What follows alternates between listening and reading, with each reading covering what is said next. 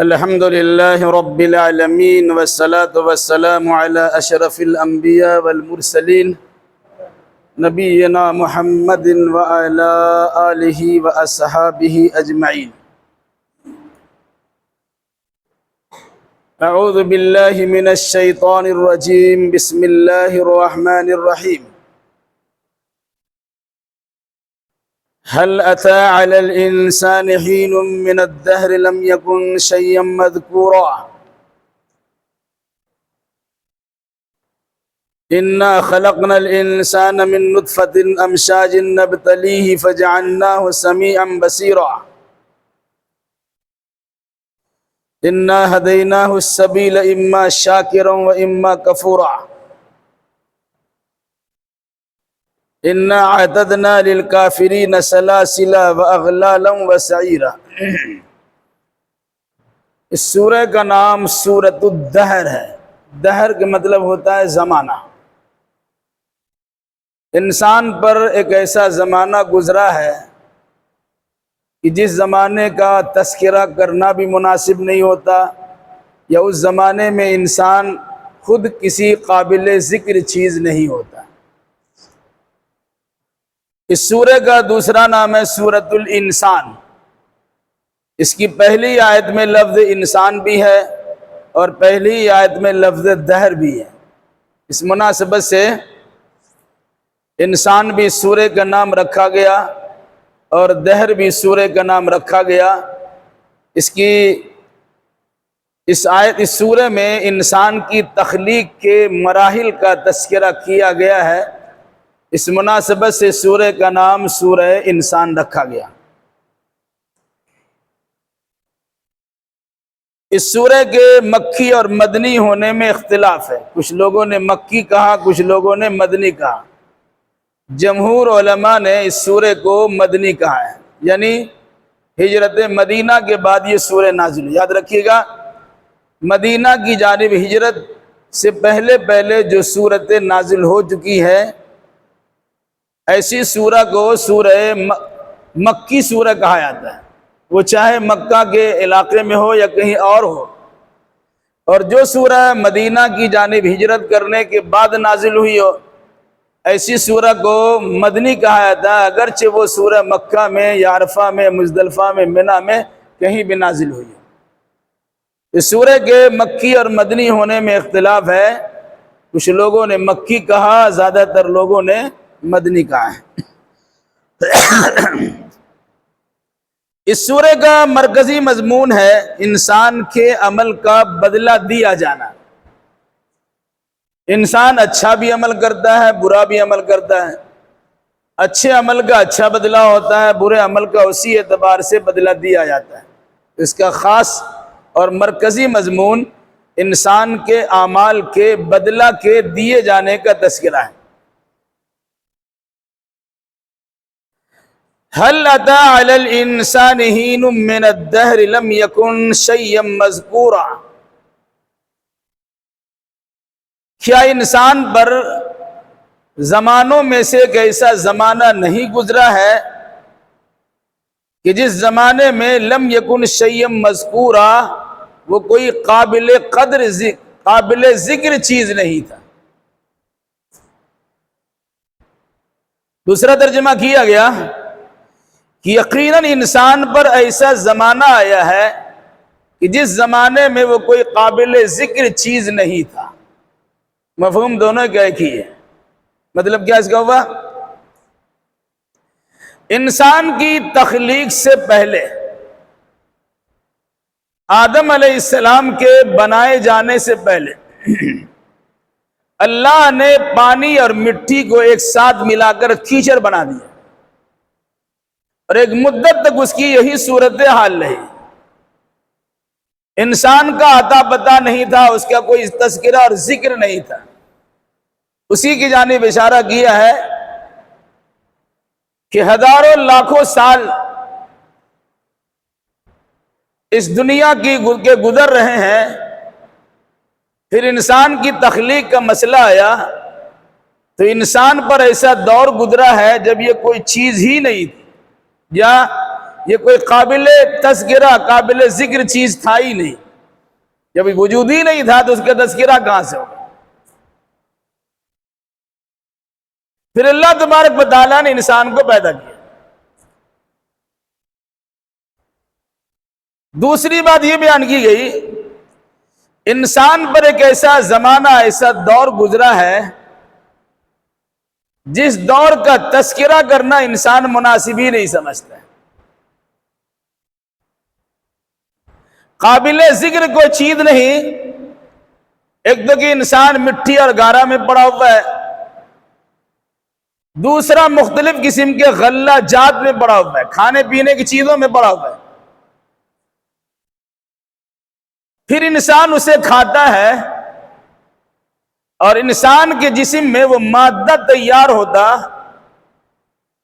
کہ میاں بیوی کے میل ملاپ کے وقت میں اس کا اخراج ہوتا ہے، وہ رحم مادر میں جمع ہوتا ہے، مرد کی ریڑھ کی ہڈی سے نکلتا ہے اور عورت کے سینہ سے وہ پانی ٹپکتا ہے، پھر رحم مادر میں ایک ساتھ جمع ہوتا ہے.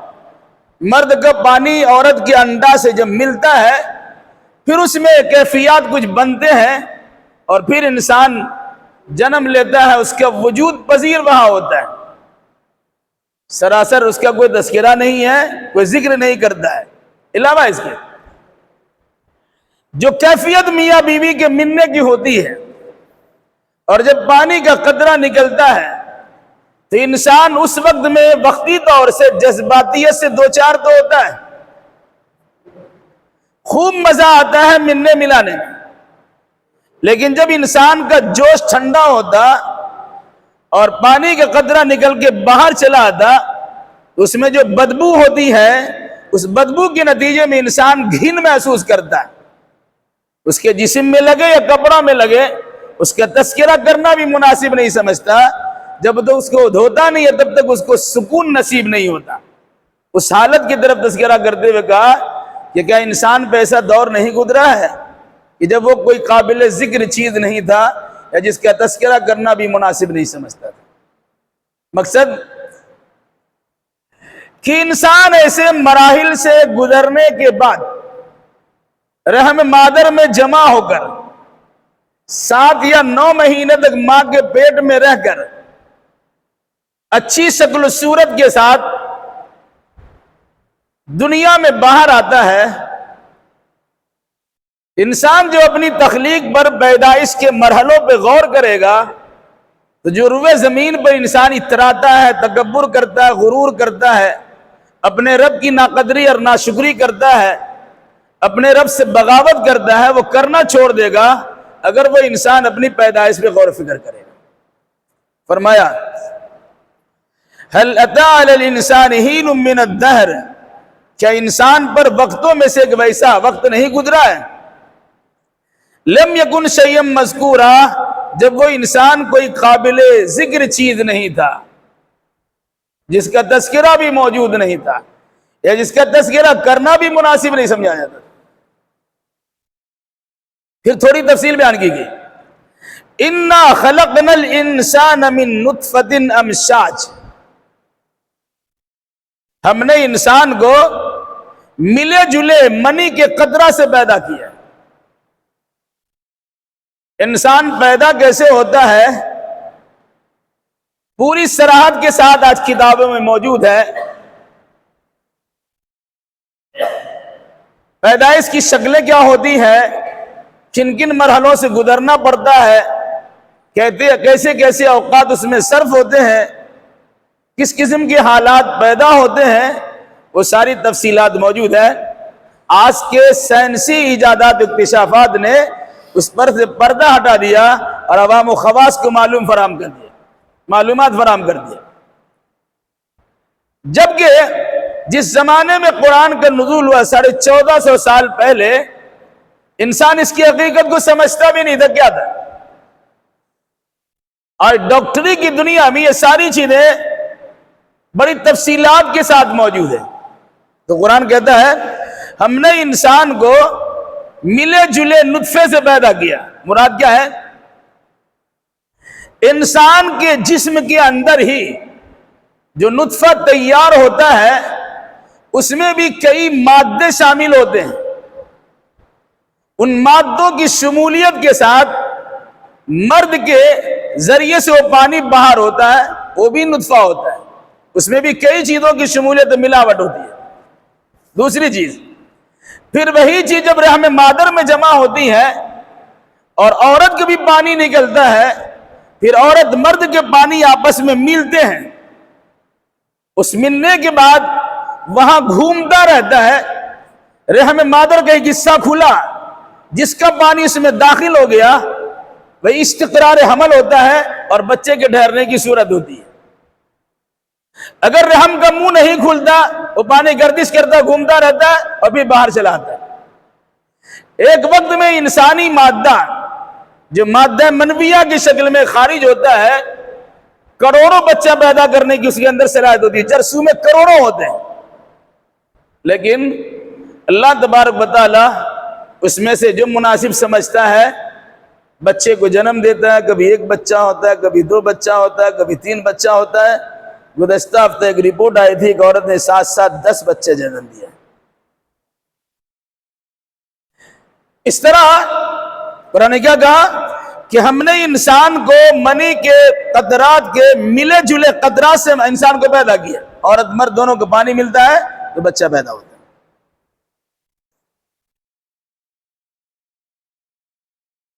نبتلیہ فجعلناہ سمیعا بصیرا.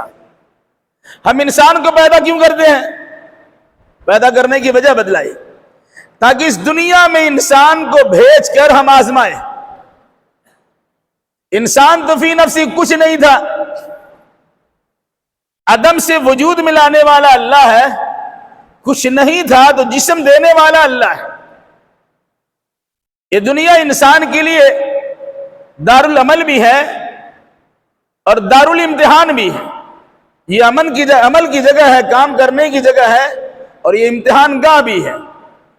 انسان کو جو زندگی ملتی ہے اس کی آزمائش کے لیے کہ انسان اچھا عمل کرتا ہے یا برا عمل کرتا ہے.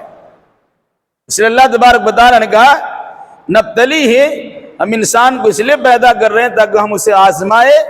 فجعلناہ سمیعا بصیرا، اسی لیے ہم نے ان کو سننے والا اور دیکھنے والا بنایا. کیوں ایسا کہا؟ ایک انسان سنتا نہیں ہے، ایک انسان دیکھتا نہیں ہے، اندھا ہے اور بہرا ہے. کچھ دیکھے گا نہیں تو سمجھے گا کیا، کچھ سنے گا نہیں تو جانے گا کیا.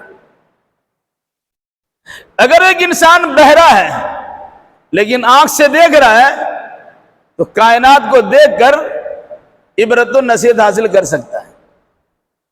ایک انسان اندھا ہے، دیکھتا نہیں لیکن سنتا ہے. وہ کسی آدمی سے کچھ پوچھتا ہے، وہ اسے سمجھاتا بتاتا ہے، وہ اس کی بات کو سمجھ جاتا ہے. تو فرمایا اچھا برا کرنے کے لیے انسان کے پاس آنکھ بھی اللہ نے دی ہے اور ساتھ ساتھ کان بھی دیا ہے. دیکھ کر کے نصیحت حاصل کرے یا سن کر کے نصیحت حاصل کرے. لیکن اگر کوئی انسان ان دونوں چیزوں کے موجود ہونے کے باوجود جان بوجھ کر وہ اندھا بہرا بن جاتا ہے تو اس سے بڑا محروم انسان کون ہو سکتا ہے کہ سن بھی سکتا اور دیکھ بھی سکتا ہے لیکن اس کے باوجود صحیح راستہ معلوم کرنے کی وہ کوشش نہیں کرتا. اِنَّا هَدَيْنَاهُ السَّبِيلَ اِمَّا شَاكِرًا وَإِمَّا كَفُورًا.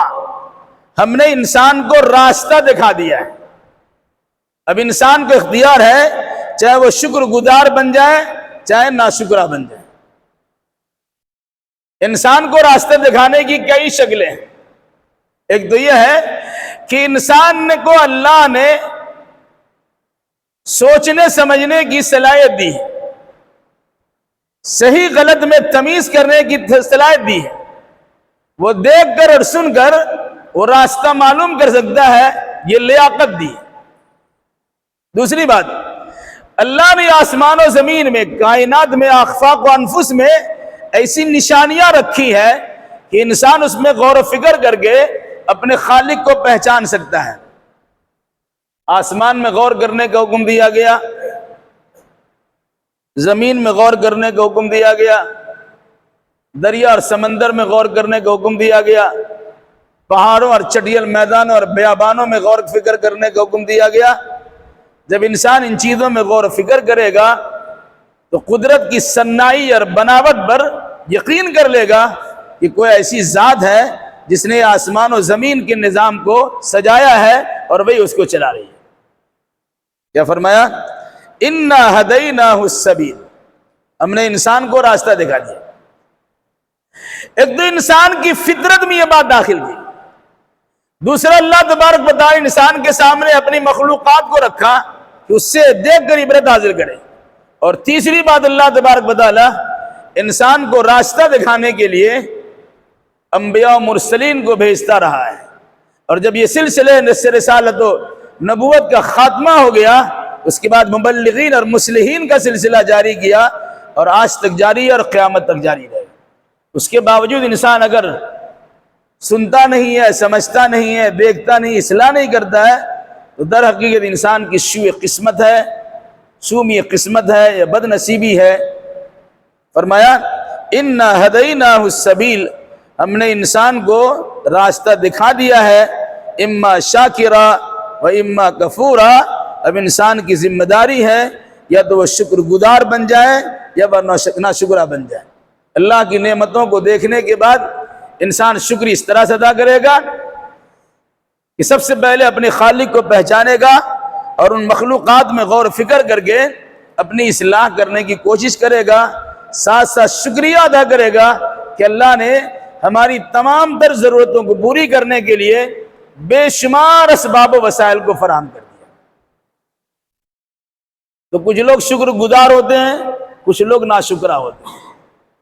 ابھی اللہ نے ہمیں صحت و تندرستی دی ہے، آنکھ کان ناک دل و دماغ سلامت رکھا ہے، سوچنے سمجھنے کی صلاحیت بھی دے رکھی ہے۔ ہم کچھ بھی کام کر سکتے ہیں، اچھا کر سکتے ہیں، برا کر سکتے ہیں۔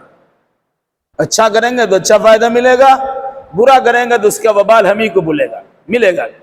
اب اگر ہمارے پاس صحت ہے، ہم نے صحت کا صحیح استعمال نہیں کیا، جس دور میں اللہ کی بندگی بجا لانا چاہیے تھا ہم نے بندگی نہیں کی، جب ہاتھ پیر سلامت نہیں رہے، کسی قسم کا عارضہ اور مرض لاحق ہو گیا، بیماری سے دوچار ہو گئے، کان سے سن نہیں پا رہے ہیں، آنکھ سے دیکھ نہیں پا رہے ہیں، زبان سے ہم بول بھی نہیں پا رہے ہیں، ہاتھ سے کسی چیز کو پکڑ نہیں پا رہے ہیں، پاؤں سے اس کی جانب چل نہیں پا رہے ہیں، اب انسان اللہ اللہ کرنے کے لیے تیار ہوا تو پچھتانے سے اب کیا فائدہ ہوگا؟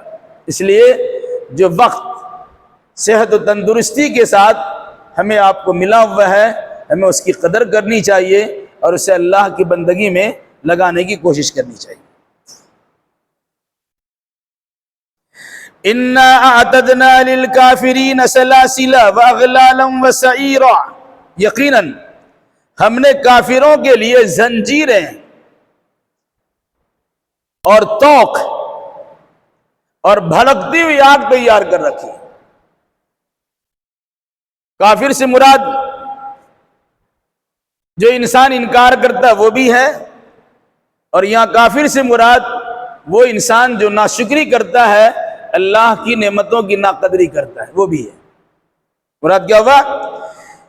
جن نعمتوں سے نوازا ہے ان نعمتوں کا صحیح مصرف لینا چاہیے۔ اگر ہم نے صحیح استعمال نہیں کیا ہے اور وہ نعمتیں ہماری ضائع ہو گئی تو اللہ کی جانب سے پرسش بھی ہوگی۔ ان نعمتوں کا صحیح استعمال نہ کرنے کے نتیجے میں انسان ناشکری پہ اتر آتا ہے اور کفر کرتا ہے، خرافات کرتا ہے اور غلط قسم کے عقائد و نظریات رکھتا ہے، یوں ہی اس کی زندگی تمام ہو جاتی ہے اور آخر وقت میں انسان پچھتاتے ہوئے دنیا سے چلا جاتا ہے۔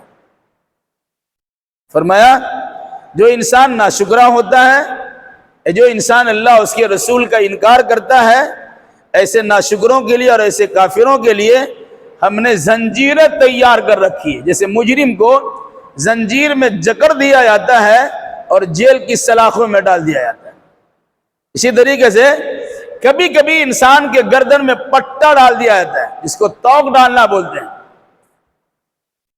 تو گردن میں توق ڈال دیا گیا، پٹا ڈال دیا گیا، کبھی انسان کی زنجیر میں جکڑے جانے کے بعد اسے گھسیٹ کے لے جاتا ہے، کبھی اس کے گردن میں پٹا ڈالنے کے بعد اسے رسید کے لے جایا جاتا ہے۔ جیسا مجرم ہوتا ہے ویسے اس کے ساتھ برتا ہوتا ہے۔ پھر اس کے بعد کیا ہوتا ہے؟ قرآن نے کہا ہم نے اس کے لیے دہکتی ہوئی آگ تیار کر رکھی ہے۔ انسان کو جہنم میں ڈال دیا جائے گا جس انسان نے اللہ کی نعمتوں کی قدردانی کی نہیں کی ہے بلکہ ناقدری کی ہے۔ قرآن نے دونوں چیزوں کا تذکرہ کیا، انسان کو اختیار دیا ہے، چاہے وہ شکر گزار بن جائے چاہے ناشکرہ بن جائے، لیکن ناشکری کرے گا انسان تو اللہ نے کہا انہیں زنجیروں میں جکڑ دیا جائے گا، ان کے گردنوں میں توق ڈال دیا جائے گا، اور پھر اس کے بعد جہنم کی دھکتی ہوئی آگ میں اسے پھینک دیا جائے گا۔ ان الابرار یشربون من کاس کان مزاجها کافورا، کفار و فجار کے بالمقابل، کافر و فاجر کے بالمقابل اللہ کے کچھ بندے نیکوکار ہوتے ہیں، اچھا عقیدہ اور اچھے اعمال والے ہوتے ہیں۔ اسے قرآن نے ابرار کا، یہ برون کی جمع ہے، ابرار نیک کام کرنے والا۔ جو برا کام کیا ان کے لیے تو جہنم تیار ہے، بیڑیاں تیار ہے، زنجیر تیار ہے، گلے کا توق تیار ہے، اور ان تمام چیزوں کے ساتھ ان کے لیے جہنم کی دھکتی ہوئی آگ تیار ہے۔ لیکن جو انسان نیکوکار بنتا ہے، اللہ اس کے رسول کا فرما بردار ہوتا ہے اور کتاب و سنت کا علم بردار ہوتا ہے، ایسے انسان کی فضیلت کو بیان کرتے ہوئے قرآن نے کہا ان الابرار یشربون من کاس کان مزاجها کافورا۔ ایسے انسان کو جنت میں ڈالا جائے گا تو جنت میں ایسے برتن و گلاس سے وہ پئیں گے کہ جس میں کافور کی ملاوٹ ہوگی۔ دنیا میں کفور، جسے ہم لوگ کپور بھی کہتے ہیں، اس کافور کے اندر کچھ خوشبو ہوتی ہے، ساتھ ساتھ اس کی تاثیر ٹھنڈی ہوتی ہے۔ انسان شربت کیوں پیتا ہے؟ اندر کی خشکی کو دور کرنے کے لیے اور اندر کو تر و تازہ رکھنے کے لیے، اور اس کی خوشبو سے اس کے ذہن و دماغ معطر کرنے کے لیے آدمی شربت کا استعمال کرتا ہے جس میں مختلف قسم کی خوشبو بھی شامل ہوتی ہے۔ اسی طریقے سے شراب انسان پیتا ہے جو انسان کے لیے دنیا میں حرام ہے۔ شراب بھی اس قسم کی چیزوں کی ملاوٹ ہوتی ہے، لیکن دنیاوی شراب کا یہ حال ہے اس کے سڑنے کے نتیجے میں سران اور بدبو پیدا ہوتی ہے، اس کو سکون ملنے کے بجائے سر میں درد پیدا ہوتا ہے، اور وہ ہوش و حواس میں رہنے کے بجائے وہ تلملانا شروع کرتا ہے، اس کے قدم ڈگمگائے آتے ہیں، وہ اپنے ہوش میں نہیں رہتا ہے۔ یہ دنیاوی شراب کی خرابی ہے۔ البتہ جنت میں جو شراب دیا جائے گا اسے قرآن نے شراب طہور کہا ہے، پاک صاف طرح شراب، کہ جس کے پینے کے بعد انہیں فرحت و شادمانی نصیب ہوگی، سرور اور خوشی میسر ہوگی، اور ساتھ ساتھ وہ انسان بالکل تر و تازہ نظر آئے گا۔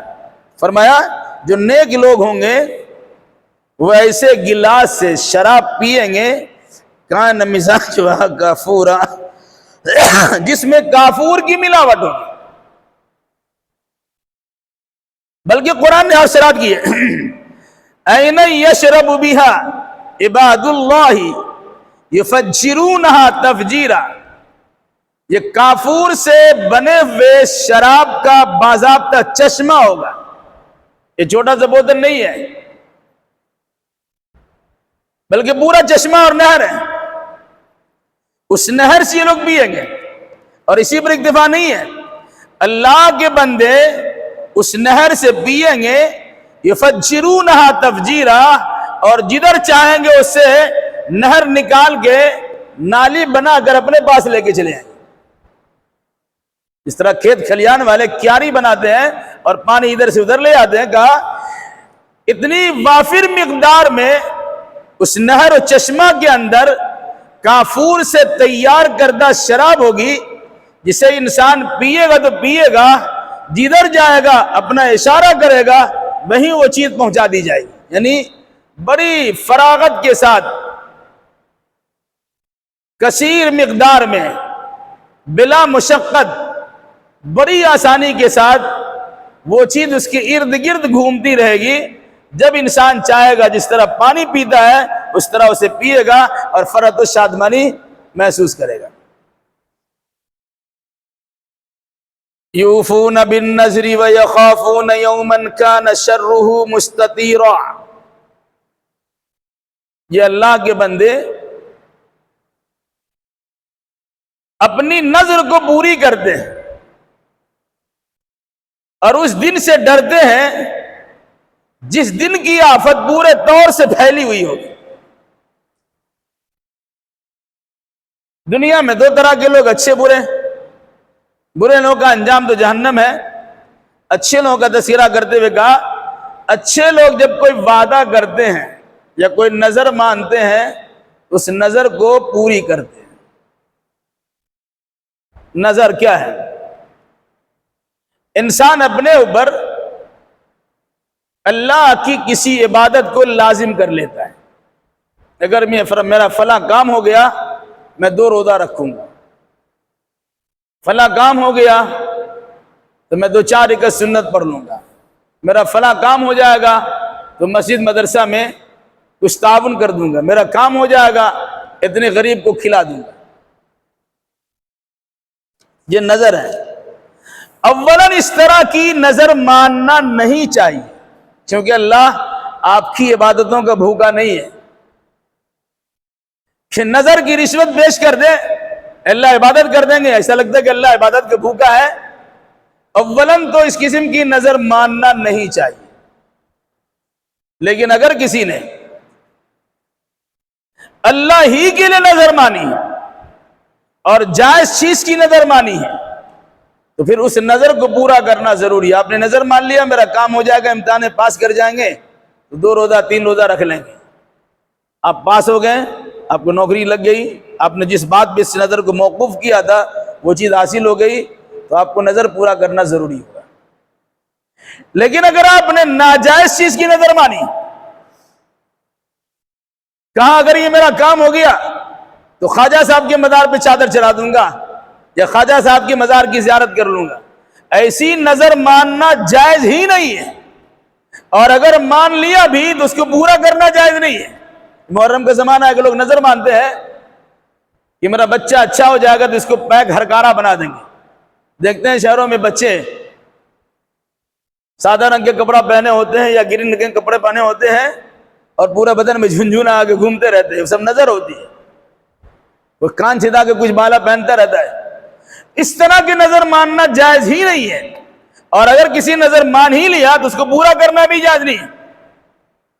اگر کوئی انسان جائز چیز کی نظر مانتا ہے تو ماننا بہتر نہیں ہے، لیکن اگر کسی نے جائز چیز کی نظر مان لی تو اس کو پورا کرنا ضروری ہے۔ اسی قرآن نے کہا یوفون بالنذر، یہ اپنے نظروں کو پورا کرتے ہیں۔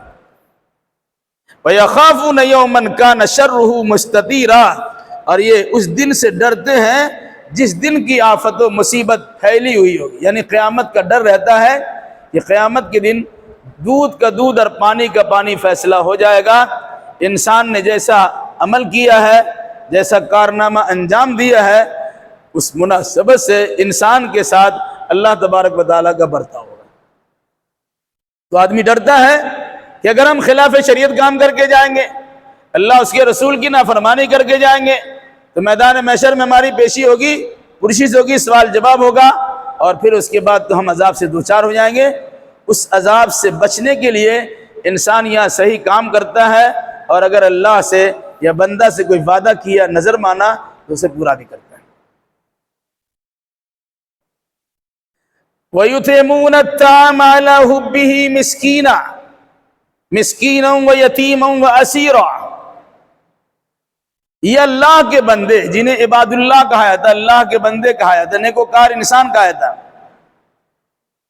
وہ اپنے ہی پر سب کچھ نہیں کرتے، بلکہ جب کھانا کھلانے کی باری آتی ہے، کھانا کی چاہت آپ کو ہے، پھر بھی کھانا کی ضرورت آپ کے پاس ہے، پھر بھی آپ دوسروں کو کھلا دیں، یا اللہ کی محبت میں مسکینوں کو، یتیموں کو اور قیدیوں کو کھانا کھلا دیں۔ مسکین وہ انسان جس کے پاس کچھ مال تو ہوتا ہے، کچھ کاروبار بھی ہوتا ہے، لیکن بڑی مشقت کے ساتھ اس کی زندگی گزرتی ہے، ایسے انسان کو قرآن اصطلاح میں مسکین کہا جاتا ہے۔ فقیر وہ ہوتا ہے جس کے پاس کچھ نہیں ہوتا ہے۔ فقیر کی دو قسمیں ہوتی ہیں، کوئی کسی کے ہاتھ میں سامنے ہاتھ پھیلاتا ہے، کوئی انسان اپنی فقیری کا لحاظ بھی رکھتا ہے، دقت و پریشانی جھیل لیتا، کسی کے سامنے منہ نہیں کھولتا، ہاتھ بھی نہیں پھیلاتا ہے۔ تو قرآن نے ایسے فقیروں کو تلاش کر کے کھلانے کا حکم دیا۔ علاوہ اس کی مسکین جو اپنی ضرورت پوری کر سکتا ہے، اور بھی اس کے بعد بہت سارے مسائل ہیں، اس کے باوجود قرآن نے کہا کہ ایسے مسکینوں کو بھی کھانا کھلانا یہ کار ثواب ہے، کھلاتے رہنے چاہیے۔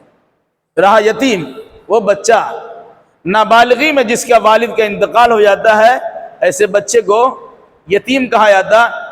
اس دور میں یتیموں کو پرسان حال نہیں ہوتا تھا، بلکہ یتیم کا مال لوگ غصب کر لیا کرتے تھے۔ حکم دیا گیا، تم اللہ کا بندہ بننا چاہتے ہو، مسکینوں کو کھانا کھلاؤ، یتیموں کا خیال رکھو۔ آپ نے فرمایا انا وکافل الیتیم ہکذا یوم القیامہ، میں اور یتیم کی دیکھ ریکھ کرنے والا قیامت کے دن اتنا قریب ہوں گا۔ جتنا ان دو انگلیوں کے درمیان دوری ہے، بالکل معمولی سی دوری ہے، کہ تم نبی کے قریب اتنا ہو جاؤ گے اگر مسکین کو اور اس کے ساتھ ساتھ یتیموں کو کھانا کھلاتے ہو۔ وہ اسیرا، وہ قیدیوں کو بھی کھانا کھلا دیں۔ قید کسی جرم کے نتیجے میں انسان کو قید کیا جاتا ہے تاکہ وہ جرم کی اصلاح کر لے۔ قیدی کا مطلب یہ ہرگز نہیں ہے کہ جیل میں ڈال دیا تو اس کو بھوکے مار دیجیے، نہ پانی دیجیے نہ کھانا دیجیے، نہیں، یہ انسانی مروت شروع سے چلی آ رہی ہے کہ آپ اسے کھلائیے، جب تک اس کی زندگی ہے تب تک اس کو زندہ رہنے دیجیے۔ عمر قید کی سزا ہے تو عمر پر اسے کھلاتے پلاتے رہیے، جب اگر اس کے قتل کرنے کی سزا ہو یا سولی پہ لٹکانے کی سزا ہو تو اس وقت اسے کھلائیے پلائیے، بلکہ اس کی آخری تمنا اور خواہش کو پوری کیجیے جب تک اس کی جان نہ چلی جائے۔ فرمایا جو اللہ کے نیک بندے ہوتے ہیں وہ اسیروں اور قیدیوں کھانا کھلاتے ہیں۔ مکہ میں اس قرآن کے نزول سے پہلے طریقہ یہ تھا، اگر کسی کو جیل میں ڈالا جاتا یا قید میں ڈالا جاتا، کسی بند کمرے میں ڈالا جاتا تھا، تو اس کے لیے کھانا کھلانے کا ایسا اپنے طرف سے نہیں ہوتا، بلکہ اس انسان کو اس کے گردن میں پٹا باندھ کر یا ہتھ کڑی لگا کر محلے میں گھمایا جاتا اور یہ لوگوں سے بھیک مانگتا تھا مجھے کھانا کھلا۔ اسلام نے اس چیز کو مٹا دیا کہ نہیں، اس کے اندر بھی انسانی جان ہے، اگر سے کسی جرم کی پاداش میں سے جیل میں رکھے ہو اسے زندہ رہنے کا کہ اسے کھلا پلاؤ۔ اللہ کے نبی صلی اللہ علیہ وسلم کے زمانے میں مسجد نبی کو قید خانہ بنایا گیا، جن کو قید کیا جاتا تھا اسے مسجد نبی میں رکھا جاتا، بھئی بات دیا پیلر سے، لیکن صحابہ کرام کو حکم دیا جاتا اسے کھلاؤ۔ اس زمانے میں اس طرح سے کھانے پینے کے نظم نہیں تھا کہ کسی سے کھانا بنایا جائے، جیل میں ہی کھانا بنایا اس کو کھلایا جائے۔ تو اللہ کے نبی صلی اللہ علیہ وسلم صحابہ سے کہتے تھے کون آدمی ہے اور کتنے کتنے قیدیوں کو کھانا کھلا سکتا تھا؟ تو لوگ اپنے گھر سے کھانا لاتے تھے اور قیدیوں کو کھانا کھلاتے تھے۔ اسی پر قیاس کرتے ہوئے علماء نے لکھا ہے کہ اگر کوئی انسان آپ کے نوکر چاکر ہے، غریب و نادار ہیں، جہاں آپ کا کھانا برباد ہوتا ہے وہاں اپنے خادم کو بھی تو کھانا کھلا سکتے ہیں۔ ایسے لوگ ہیں، ایسے لوگوں کی کمی نہیں ہے جس کے گھر میں روزانہ کئی آدمی کا کھانا ضائع برباد ہوتا ہے، لیکن اسے توفیق نہیں ملتی ہے کہ اپنے خادم کو اور اپنے کام کرنے والے کو دے دے۔ انسان سمجھتا ہے کہ خادم کو خادمی بنا کر رکھو، اسے کھلا پلاؤ نہیں۔ اسلام نے تو قیدیوں کو جو مجرم ہیں، جرم کی سزا پانے کے لیے قید کی سلاخ میں ڈالا گیا ہے، اسے بھی کھانا کھلانے کی ترغیب دی گئی۔ اس لیے اللہ کے نیک بندے وہ ہوتے ہیں جو کھانا سے محبت رکھنے کے باوجود اللہ کی چاہت میں مسکینوں کو بھی کھلاتے ہیں، یتیموں کو بھی کھلاتے ہیں اور قیدیوں کو بھی کھلاتے ہیں، اور ساتھ ساتھ یہ کھلا کر ان پر کوئی احسان جتاتے نہیں ہیں۔ آج ایک وقت میں کسی نے ناشتہ کرا دیا، کسی نے کھانا کھلا دیا، 70 بار معروف صاحب کو تو ہم نے ہوٹل میں کھانا کھلایا تھا، وہ جا رہے تھے، ان کو تو اپنے بیگ پر اپنی گاڑی پہ بٹھا کر کے فلاں جگہ پہنچا دیا، تم کو کہاں کون تھا ایسا کرنے کے لیے؟ تو قرآن نے کیا کہا، مزاج کیا دیا، اگر آپ نیکوکار اللہ کے بندے ہیں، آپ کسی کو بھی کھلائیے تو کھلا کر کے اس سے بدلہ وصول نہیں کیجئے، ان پر احسان نہیں کیجئے، ان سے شکریہ حاصل کرنے کے فراق میں مت رہیے۔ فرمایا انما نطعمکم لوجہ اللہ لا نرید منکم جزاء ولا شکورا۔ انسان جب مسکینوں، یتیموں، اسیروں کو کھلاتا ہے تو ساتھ ساتھ وہ کہتا ہے بھائی ہم تم کو جو کھلا رہے ہیں وہ اللہ کی رضا جوئی کے لیے، اللہ کو خوش کرنے کے لیے کھلا رہے ہیں، کھلانے کا حکم اللہ نے دیا ہے، ہم اس لیے کھلا رہے ہیں، اللہ خوش ہو جائے گا۔ لا نرید منکم جزاء، میں تم سے بدلہ نہیں چاہتا ہوں، ولا شکورا، نہ شکریہ چاہتا ہوں۔ ہم نے کھلا دیا اس کا مطلب میرا کام کر دو، ایسا نہیں ہے۔ میں نے کھانا کھلایا اس لیے کہ میرے ہر جگہ پرچار کرو، شکریہ ادا کرو، بہت بہت شکریہ آپ نے کھانا کھلا دیا۔ یہ کھانے والے کی ذمہ داری ہے اس کا شکر ادا کرے، کہ من لا یشکر الناس لا یشکر اللہ، جو بندہ کا شکریہ ادا نہیں کرتا وہ اللہ کا شکریہ کیا ادا کرے، اس کی ذمہ داری اپنی ہے۔ لیکن کھلانے والے کی ذمہ داری ہے وہ دل میں بھی سوچ کے رکھے ہم اس سے کوئی بدلہ نہیں لیں گے اور اس کا کوئی شکریہ کے محتاج نہیں بنیں گے، بلکہ اس بندہ کے سامنے تذکرہ بھی کر دے ہم نے کھلایا ہے اس لیے کھلایا کہ اللہ ہم سے خوش ہو جائے گا، ہم آپ سے کوئی مطالبہ نہیں کرتے ہیں، نہ بدلہ چاہتے ہیں نہ شکریہ چاہتے ہیں۔